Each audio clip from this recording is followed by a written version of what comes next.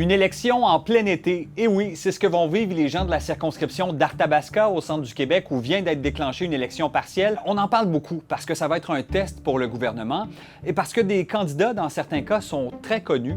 Bref, je vous explique ce qu'il faut savoir. Donc, Arthabasca, c'est une circonscription qui comprend entre autres Victoriaville, que la coalition Avenir Québec avait remporté assez facilement en 2022 avec presque 52% des votes.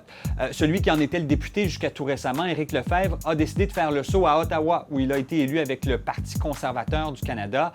C'est la raison pour laquelle le siège est vacant et qu'on a une élection partielle pour lui trouver un remplaçant. Le candidat de la CAQ s'appelle Kevin Brasseur, c'est l'ancien président de la Chambre de commerce locale. C'est lui qui aura la tâche de conserver ce qui est devenu, au cours des 10 dernières années, environ un bastion caquiste. Mais ça s'annonce difficile. Des sondages prédisent plutôt une lutte à deux entre le Parti québécois et le Parti conservateur du Québec.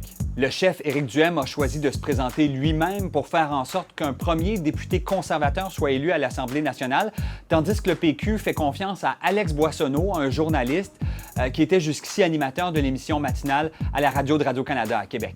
La candidate libérale Chantal Marchand, directrice générale d'une fondation, et celle de Québec solidaire, Pascale Fortin, infirmière de formation, sont aussi de la course. Une course qui a été déclenchée officiellement cette semaine par le gouvernement. Le vote aura lieu le 11 août. Ça veut donc dire que les partis vont faire campagne, entre autres, durant les semaines de la construction, alors que plusieurs sont en vacances. Peut-être que François Legault espère que le résultat passe inaperçu. En tout cas, les partis d'opposition sont assez critiques.